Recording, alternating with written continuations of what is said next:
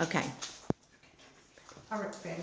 Okay, today we're gonna make a tincture of skullcap to go along with our nervous system lesson. So next, April the 3rd, when you come back for the nervous system lesson, you will have, we'll pour this up and you'll take home a bottle of this tincture. So we start off with the dried herbs.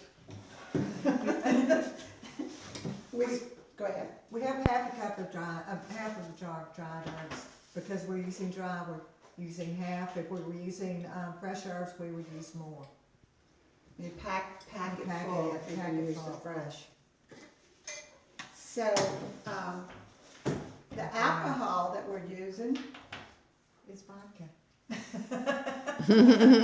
We see that. Does anybody know what the vodka does? Why we make the tinctures with vodka? Solvent. It's a solvent. It extracts the chemicals from this plant that that's good for your nervous system. You know, you could just eat some skullcap, and that would help, but not like a tincture. In my estimation, because I grew up with Daryl Martin, everything's about tinctures for me. I take tinctures for everything. I tincture everything. What's the ratio? Well, I'm doing that 2-to-1. go ahead. I'll finish. Yeah. You use about a half or 3/4 of a jar of your dried herb, and then you fill the jar with your vodka, or you can use brandy, or you can use rum.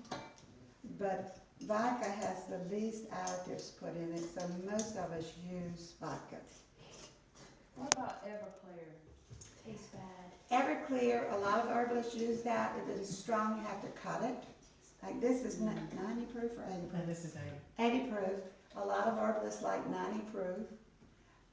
The herbalists that make their own, it turns out to be, I think I heard Daryl say that Duke may be 80%.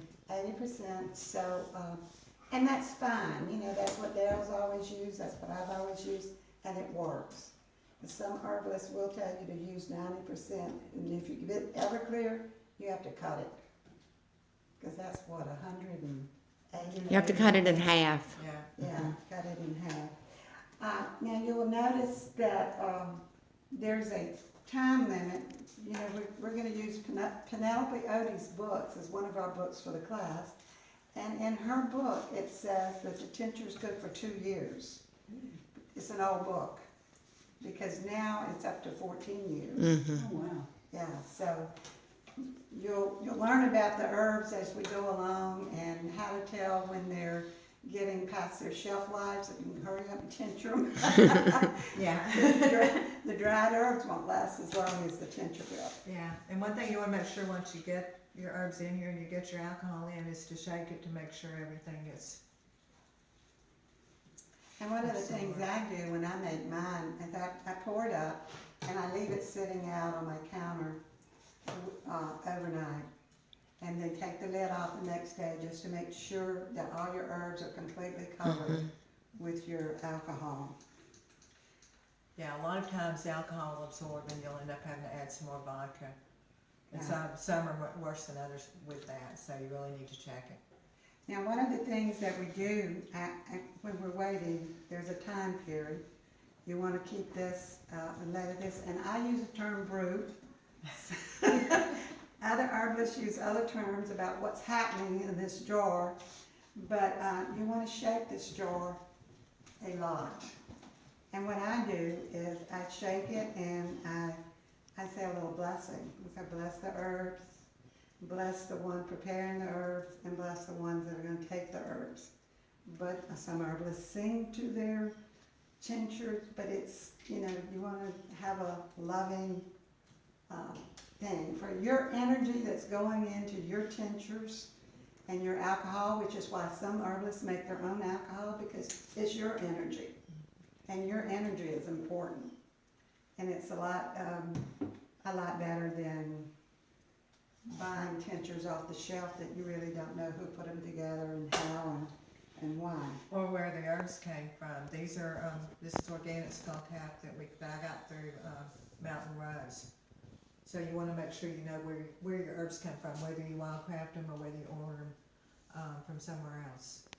And the next important thing that you wanna remember when you're making a tincture is, like, you know, in real estate or planting a garden, where they go location, location, location. With this, it's label, label, label. Yes. So you have to have your labels. I'm gonna tell you what I do. When I started making my own tinctures 11 years ago, I used to put a really nice label on the jar with the name, the botanical name, where I got the herb, what it was for, and I don't do that anymore.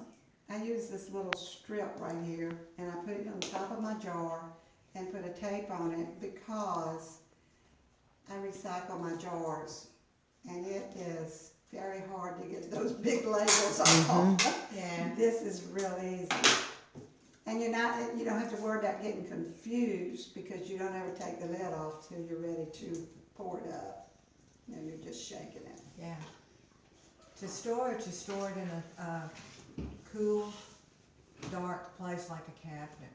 You don't want to leave it out in the sun, so you want to make sure that you store it. And once you make the tincture, you also store them in cool, dark places like cabinets rather than leaving them out in the sun. The time length on this brew is at least, according to Darryl Martin, 3 weeks. I usually leave mine 2 months because I just like the number 2. It's a balanced number. But I know herbalists that leave them for a year or till they need them again. You know, Right. there's not really,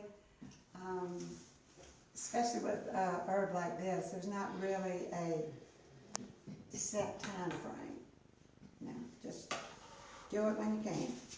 I wanted to show you one thing.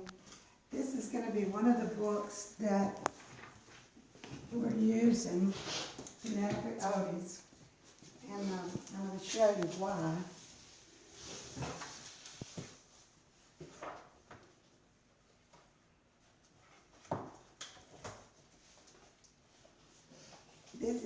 This is like the briefest description of what skullcap is and what you can do with it. And she gives you a little history, she gives you a little quote, she gives you the character, the constituents, the actions, and then she tells you the parts used that you can use. You know, some plants you don't use the roots, some plants you only use the roots. So she tells you. And then she tells you what they are, how you should use them, and cautions if there's any warnings. That will be in there. One of the important things is under actions, the botanical name of a herb is very important. If you will, when you get your book, I know all of you don't have it yet, but when you get your book, you'll see that there are 2 different botanical names under skullcap, and there are 2 different uses. So you want to always be careful that you're using the skullcap for the right purpose. Any questions?